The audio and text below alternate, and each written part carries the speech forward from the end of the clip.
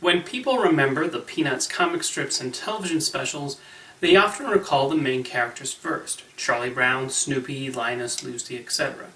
However, there's an important character in the history of Charles Schulz's iconic creation who may not appear in panels often, but played a pivotal role in developing Charlie Brown, and gave him another reason to always try again the next day.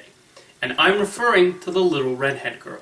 I think most people can relate to that first crush, and the uncertainty that comes with approaching them and making your feelings known. I think Schulz captured that really well because of his own experience. The Little Redhead Girl was inspired by Donna Mae Johnson, a co-worker of Schulz he became smitten with. They did eventually start dating, which lasted for 3 years, but when he proposed marriage, she turned him down. Thankfully, they remained friends, although that disappointment continued to linger. Not long after they met, Schulz drew a sketch of Charlie Brown presenting flowers to a girl, thought to be a prototype of the Little Redhead Girl. Several years later, in November 1961, Charlie Brown makes the first reference to a girl with red hair that he would like to sit with him, in a strip where he sits alone during lunch. Schulz never drew her for a few reasons. One was to represent Charlie's longing, and how he couldn't quite buck up the courage to talk to the Little Redhead Girl. The other reason was because he felt she was best left in the reader's imagination, and any attempt to draw her would just result in disappointment.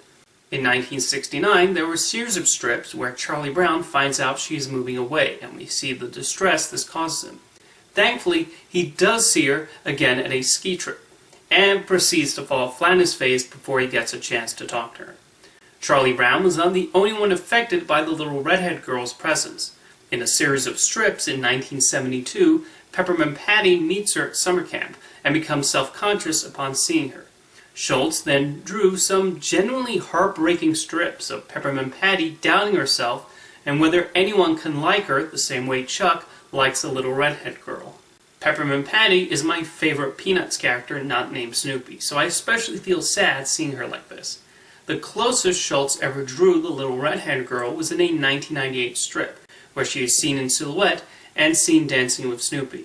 So yes, even Charlie Brown's dog had more luck interacting with her. She also played a role in some of the animated television specials. The specials and movies followed different rules than the comic strip, which led to the Little Redhead Girl finally appearing, and she was even given the name Heather.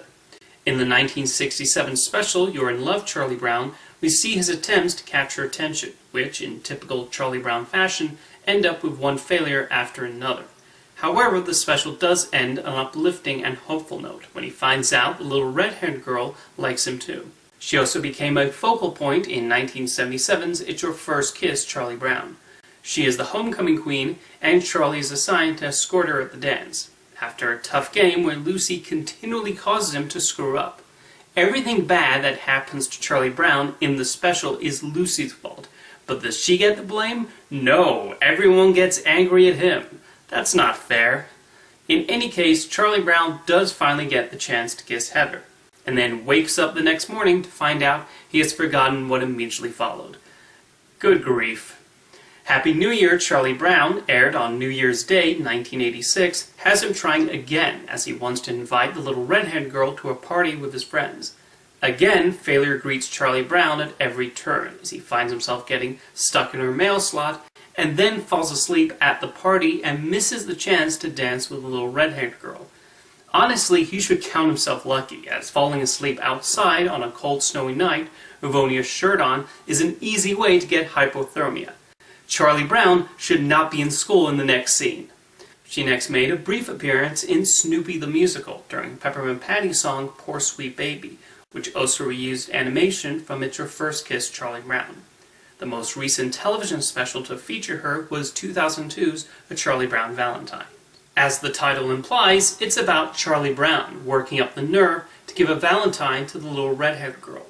What gets in his way this time are Peppermint Patty and Marcy, who are themselves trying to express admiration for Charlie Brown and find themselves continually annoyed at his lack of awareness.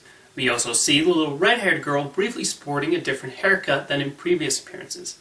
For the Peanuts movie, she became a major part of Charlie Brown's arc.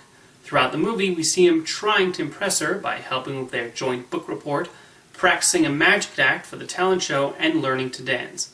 As is common, a lot of things end up blowing up in his face, and the movie really showed how devastated he was by all of this.